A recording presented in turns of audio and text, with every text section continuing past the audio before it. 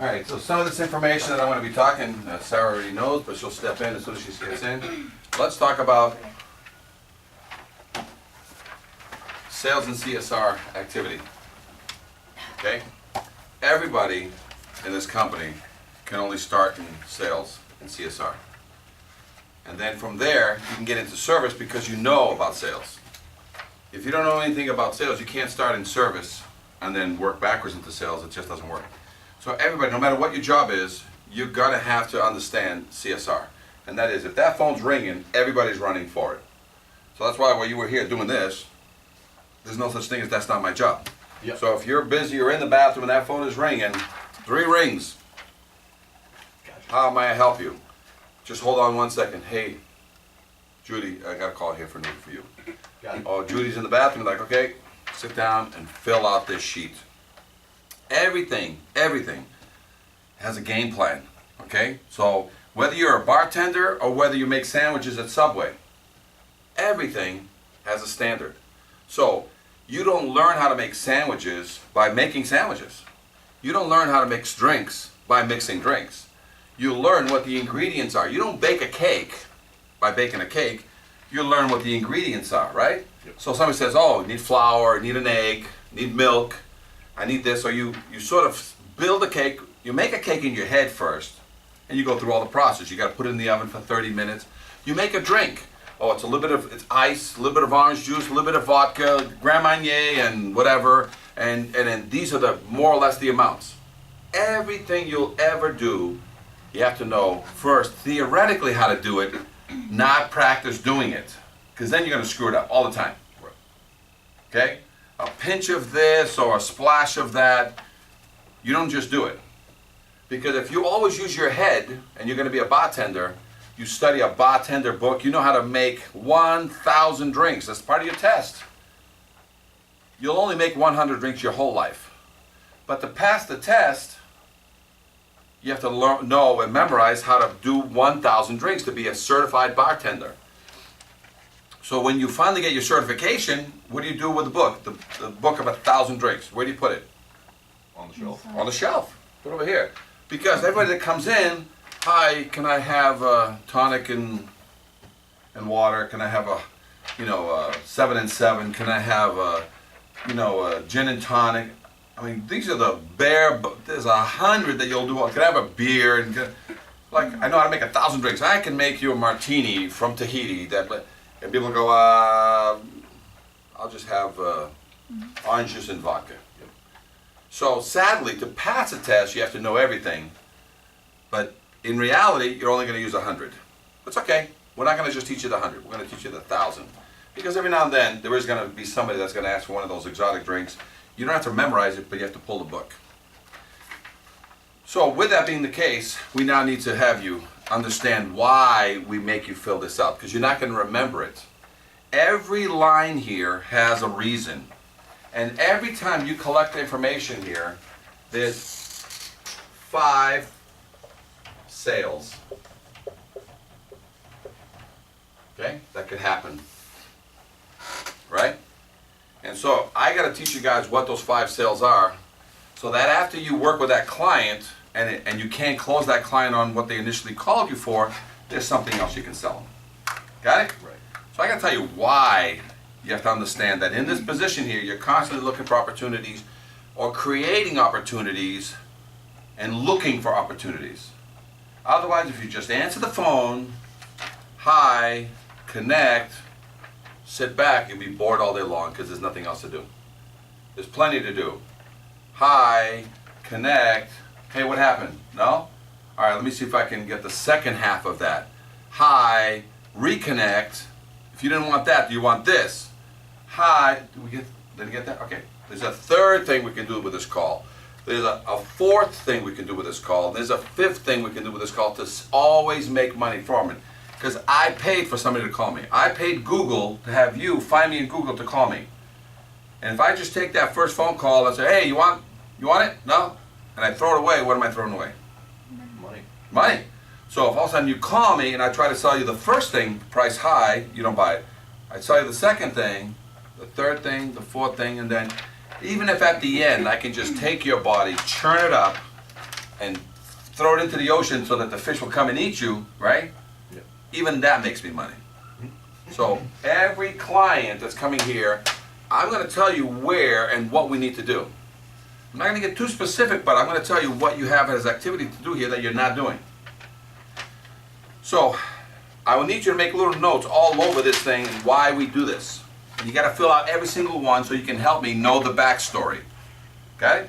So that's why you will be getting back into some sales activity every morning, because Judith's going to be doing other things while you get into sales, not sales, answering the phones, because you need that practice. As soon as you have that practice for filling this out, then, so he needs to learn how to answer the phones. He needs to learn how to make an Evernote. He needs to learn all those things because he's a backup. You know what I'm saying? So if she's handling the fries, she's handling the burgers, you need to learn how to do fries. Not because you're going to do fries, but because whenever she's not here or she's busy helping her make burgers, you need to jump in and help fries. But I have you doing something else. I have you doing maintenance on the building. But every now and then, because we taught you, you're the fry backup in case she gets overwhelmed and the phone's ringing and she's on the line and another phone is ringing and it rings over there. You got to go over there and grab it. You stop what you're doing, you go over there, because step one is capturing this call. All right. This is called incoming call request sheet for preload visual examination. Violation, yes or no? Just that first line. What's that mean? It's an incoming call request for a preload visual examination. And the word load test is missing it. So preload test. So we need to fix that, Sarah. Fix this sheet so it doesn't. So what's a preload test visual examination?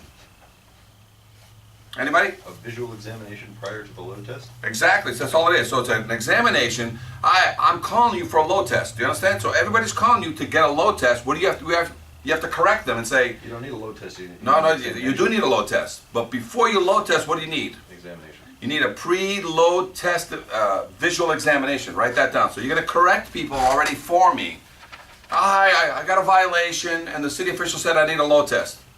Very good. Do you, just so you know, you're going to get a pre-load test visual examination first before you can I can schedule your load test. And they may ask you, what's that mean? So he answered some of the questions. So Judith, what's that mean? Because you corrected me. I want a load test, and you said, no, you need to first perform a pre-load test visual examination. So I'm asking you, Judith, what's that mean? Yeah, you're going to know now. Tell me. So you need a load test, right? But before I can load test anything, he just said it. You need to have a visual examination first to see if it's ready for a load test. So why do I need a pre-load test visual examination first before I can... It's not to see if you need it, to see if it's okay to be load tested. Okay, so I'm going to load test you, and I want to load test you, but before I can even load test it and bring all the bags that day, remember the 50-pound sandbags? What do I need to send today before I go load test it tomorrow? Inspector. So I send somebody there to go look at what? Look at the fire escape and do what? Visual inspection. And the visual is just to do what? What am I trying to figure out? To see if it's... See how kind of shape it's in. If it's ready. Let's say it's ready. Can I now schedule a load test? Yes. If I get there and it's not ready, can I schedule the load test? No. So that's how you tell him. So when somebody says I need a load test, what are you telling him? Before any load test, you need to do a, what's it called? A Read it right at the top. Pre-load test. Pre-load test visual examination, and then we can schedule the load test. Great. So right there, the next question at the very top, it says violation, yes or no. Is this the latest sheet, by the way, sir? Yeah. Okay. Violation, yes or no. Why do we need to know that? To see if it's important, like very... What's a load test? You mean what's a violation? Yeah, what's a violation, sorry. Loaded gun to your head. Who's got the gun to the head? The ones with violations. Right, the owner of the building, right? Yep. The owner of the building, the management company of the building, somebody's got a gun to the head. Who's got the hand on the trigger? The fire marshal. Fire marshal or the building inspector's got a gun to your head saying, you got a violation, I'm going to pull the trigger and blow your brains out if you don't get this thing load tested. So I need to know, do you have a violation? Okay? Is everybody clear on that? Now, I need to know another thing about this violation. Is it written or is it verbal? So make a little note up there, and we need to correct this thing in the future, Sarah. So there's some things wrong with this. Is it written? Not just do you have a violation, did you get it verbally or in writing? So if you got it in writing, what did you have physically in your hands? The client that called you, I have a violation. Great, so what do you have in your hands? They must have in their hands then. Piece of paper. A piece of paper that says what? That you have a violation. That you have a violation. What do I need from that piece of paper? A bunch of information, right? Personal information. Yeah. Okay, so I need a copy of that, otherwise I'm gonna suck information out of there. Okay, that I'm gonna pull in later, but tell me right now what kind of information. You told me I have a physical violation in my hand. What questions can I ask immediately if you have it in your hand?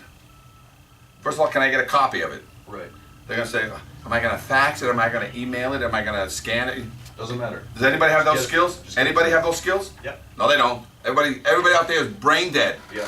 You know, a lot of these people have no skill. They don't know how to get this to you other than the old-fashioned way, which is faxing it, which means they have to go to Staples or they have to go find. You got them on the phone. You have a violation. Yes.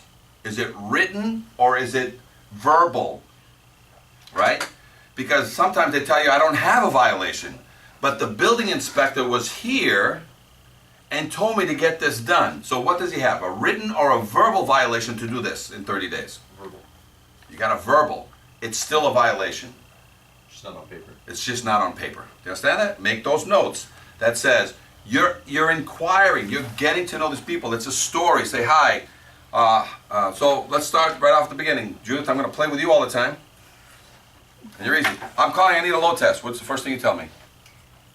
Oh my god. It's easy. Can I go right to a load test, Judy?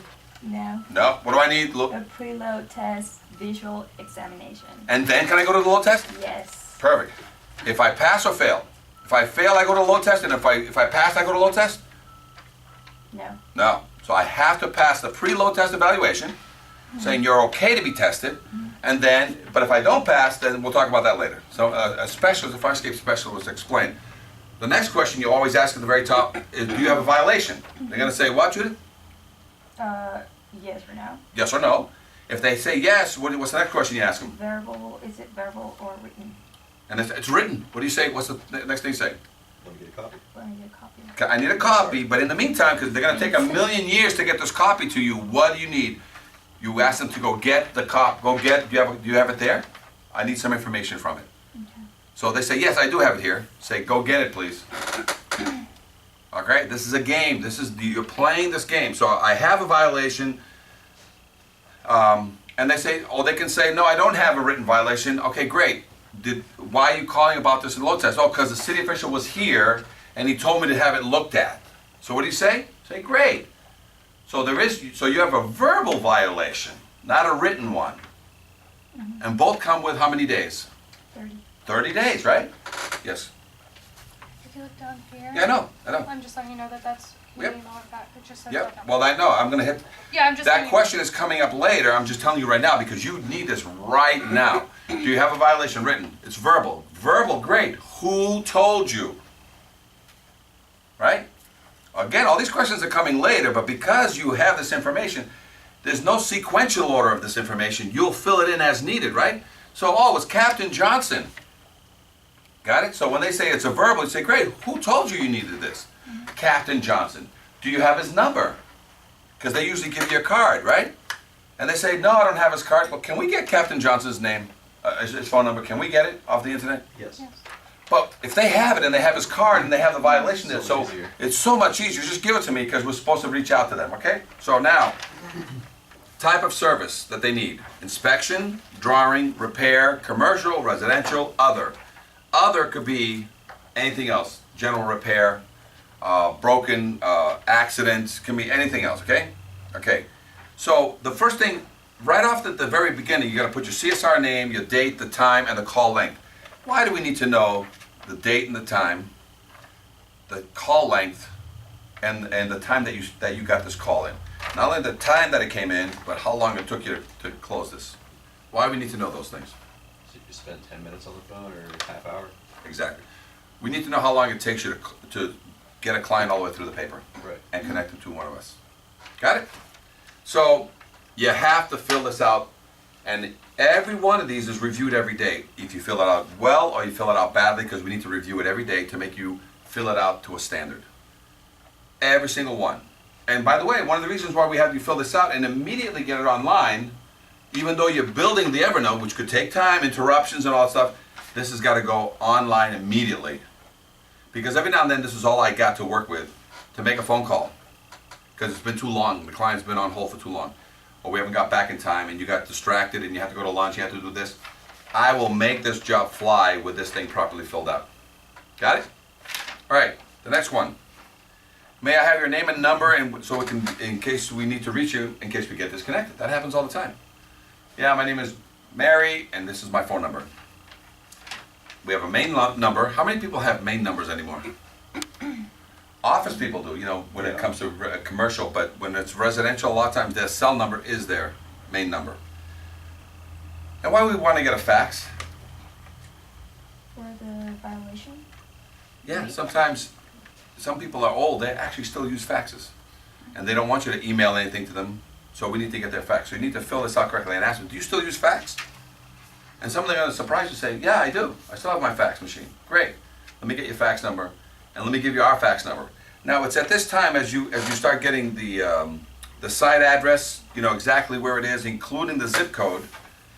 You know how many times I've tried to look up an address and without having the zip code, especially in New York City. If you don't have the zip code, you really don't know where it is, because there's 5 boroughs in New York City, and they're all called New York City. So Brooklyn is New York City, Queens is New York City, Manhattan. so everything's a borough. So it's just like LA is LA has got, you know, what is it? It's got all the, San Fernando Valley. it's got all kinds of different, and it's all called LA. It's not. You guys break it up into difference. Okay, you got the email, right? Once you get to the point where you got an email address, right? And this has got to be done quick because these clients are trying to schedule a time with you, right? Once you get to the email part, you need to now ask them, and you saw me asking this today, didn't you? What's the question I asked today? Well, saw Once you- I got all the information. What- yeah. what's your preferred method of contact? You got to write that in. So somewhere on there, and you got to fix Preferred this. method of contact. What's your preferred method of contact? Do you want us to Old email, people are going to text, tell you, Fax or call. call me. Call. Middle-aged people are going to tell you, Fax or email. emails. And, you know, some young millionaire that owns a bunch of property, 21, what's he going to tell you? Email or text. Once you email or text, primarily text. Yeah. We need to know. We need to know what your preferred method of communication. So that way we don't, you know, we're not emailing somebody who never checks his emails. Okay?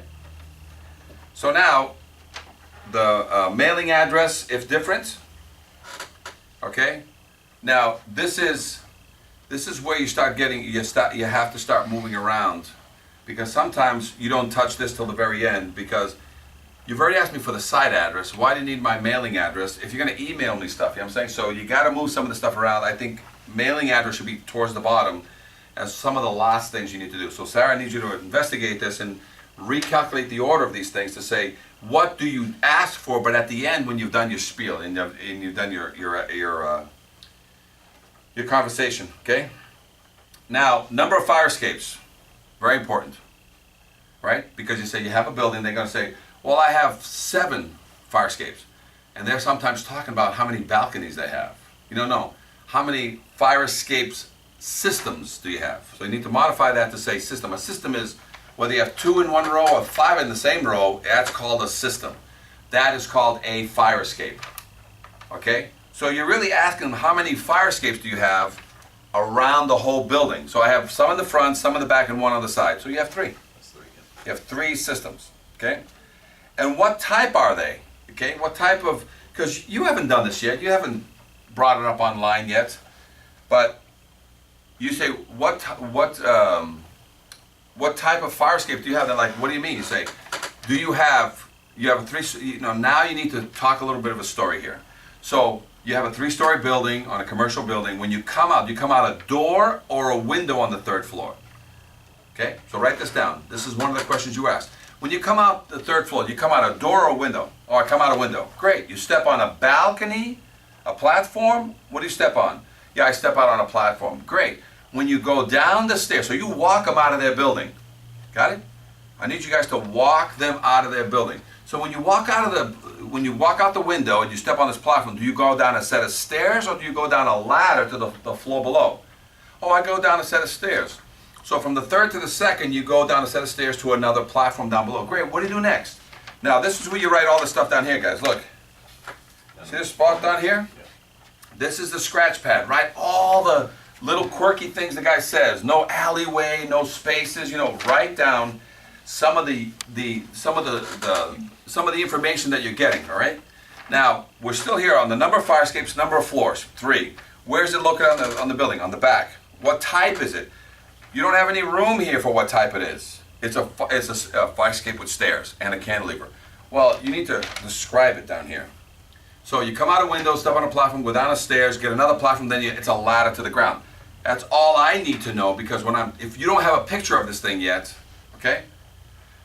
Now we have a whole process, because you get this guy on the phone. They're trying to close for an inspection, and you're trying to connect them with a specialist. So you get the information. You say, okay, tell me a little bit more about it. Let me see if I can get a specialist for you. Let me see if I can get this thing up, and let me see what my availability is, because this is that moment that we were supposed to have a break, and this is sales training. That all of a sudden now these people are being held hostage. They called you up for an inspection, and they want an appointment, right? You don't call up a dentist and then you start talking about the teeth, in the back of your head or somewhere. You don't get a description of, what baby teeth are, and what I'm saying. My tooth hurts. I need an inspection, right?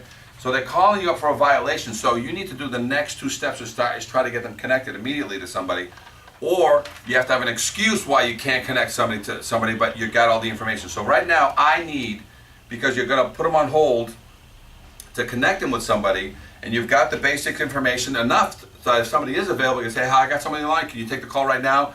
It's a 2-story building, balcony with staircase to a ladder to the ground. It's on the back of the building, because you have all this so far. Right now is when you go online, because you're sitting at a computer and you got to go to Google or Bing.com. Usually it's Bing, and you try to find the building. You say, great, let me see if I can identify your building online, and if I can see what the schedule looks like while I connect you to a specialist, right? Because you're not going to connect somebody. This is really just a ploy to give you 30 seconds to a minute for you to get this address online quickly, find the building, because the guy says it's on the back, so you're going to flip the pictures around until you see the thing in the back, and you're going to put them back on, okay? And when you put them back on, you're going to say, hey, I can't connect you to a specialist right now. He's wrapping up another call. Great excuse. Okay? He's wrapping up another call, but in the next 15 to 30 minutes, he's going to call you back. By the way, my name is Judy. My name is Sarah. My name is Thomas. If you don't get a call back in the next 15 minutes, a half hour, call me right back and ask for me, because I'll find out why he hasn't called you. So now, the person who didn't call him was me, or was it you? Right? If 30 minutes go by and this guy has not been connected and he hasn't called you back, what do I want you to do? Because you've built the Evernote, you've done all this shit. Put it online. 30 minutes gone by, Armin didn't take care of it, I didn't take care of it. What do you want to do? Call him back. Why? Follow up, because you told him you would. Because you own them. You have to call them up and say, I'm sorry that the specialist is very, very busy. You know what I'm saying? And a lot of times you're going to be able to call me and say, Cisco, I got this guy on the line, and by you describing to me the product, the fire escape, I can tell you, call him back. It's a residential, no big deal, $489. If he wants more details, tell him that somebody will call him back this afternoon to explain. We're very busy. So sometimes I'm going to give you the number you need, because you already know the backstory. Cisco, it's in the back. You go out a window, onto a platform, down a stair, down to another platform, down a ladder to the ground. It's in the back of a residential area. $489. Okay. Call back Mr. Smith. Mr. Smith, I'm sorry that the specialist hasn't talked to you yet. I know you have a lot of questions, but just so you know, I do have a number for you, because I did tell him about the size of your fire escape. That's going to be $489 for the inspection. And let me tell you what dates I have available. Ready? I don't care what day it is this week. It's always 2 to 3 weeks out. Right? So 2 weeks from this week is going to be 2 weeks out is going to be not next week, but the week after, right? You're going to put it out for a Tuesday or the following week, Wednesday, Thursday. So it's always Tuesday, Wednesday, Thursday. So let's take a look at the schedule, right? So if this is if today's the 5th, And then, and this is the, I don't care what day of the week it is, I don't care if it's Monday or Friday. It's not this week, it's the following week, Tuesday, or the following week, Thursday, Friday, Wednesday, Thursday. Why? Why would we push them way the hell out? Make sure we have enough time to get to them. That's one of the reasons. But we're very busy. Even if you're not busy, what do you say? 2 weeks. We're 2 weeks out, all I have available, so it's $489, and all I got on my available right now is 2 weeks out on a Thursday, or the following week, Tuesday, Wednesday. Which is better for you? Now I know why my doctor's office always shafts me into an appointment 2 months later. Okay? Or I can see you sooner if I have a cancellation. Would you like that? So write that down. Or I can see you sooner if there's a cancellation. What's that mean? It means if someone cancels, then we can schedule them in. Got it? So now we got to get a good blend because all these things are going to happen. Now let's look at some of the other questions they have on here. May I ask you how you found out about our company? What are they going to tell you? Google. Google? What part of Google? Blue Book is going to start popping up and referrals. Somebody told me about you. Well, who? Or your truck. Who told me? Who told you? Right? Did you see this thing? Did you receive a violation or warning from the city? Don't you already know that because you answered those questions at the top? Because if he mentions the word violation, you start talking about it right away. But where do you fill it in? At the top or down here? Down here. Down here, because there's a room for it. Can you email it or fax it to me? They're going to say yes. But what are you going to pull off of them if they have a written one in their hands? What do you want? What are the 2 things you need from it now? Even though you're going to get a copy, I need this today. What do I need? The inspector's name. Inspector's name Phone number. and his phone number. And the phone number. Got And it? the deadline. Huh? And the deadline. And a deadline. How many days? So, name, phone number, and the deadline. How many days you got left? Why do we need that? Because that way we can go ahead and... I know you know the answers, Sarah. You want me to answer? Nope. You gotta let these other people answer because they need to know why. So why we need those 3 things? So we can call him? Got it? We gotta let them know that we're taking care of this violation so that they don't have any penalties and interest to the client. Because you tell the client you're gonna do them a service. They have 30 days to resolve this and there's only 7 days left. And they need you, like next week, you gotta do this next week. No, don't worry about it. We're gonna schedule you out 2 to 3 weeks from now. I'm gonna call the city official right now and let him know that you're on schedule. I'll take the heat off of you. Got it? So, inspector's name and phone number. I'm sorry, a specialist is currently on the other line with a client. Is it possible for me to call you back? And you give them your name. I already said that, right? Because you're gonna build the Evernote. Okay? Now, the one thing I want you to do, which is not,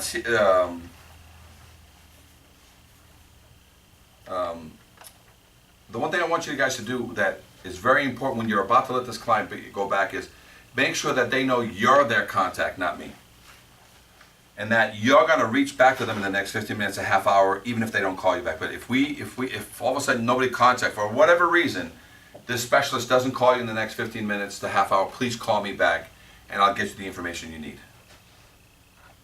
That makes you responsible for every one of these people that are there. They're not me. The fact that I haven't talked to them is not my problem. And every now and then, I'm going to give you the answers that they need. They need to know how much. Well, a lot of times you'll get that from me. Okay?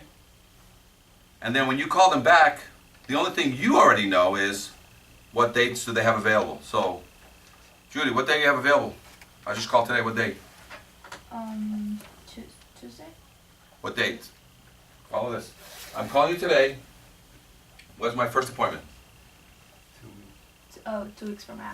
2 weeks from whatever day. Yeah. I don't care what day. If it's Monday or if it's Friday, it doesn't matter. Mm-hmm. It's not next week. It's the week after, Tuesday. Any more days available that week? No.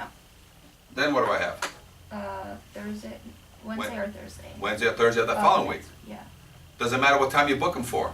Do you have to check the Google Calendar? Do you have to check any of this crap? No, it's 2 weeks. You can overbook. It's like selling airline tickets. You know what? Just sell the shit out of it. I don't care. Because now that we we have them 2 to 3 weeks out, we can always unbook them from whatever day. We book everybody on that following Thursday because what we do. We see it, we know it, we'll start moving some of these people around. Listen, something opened up on the Wednesday, we're gonna move you to the Wednesday because we're overbooked on that Thursday. Could be rain, could be anything.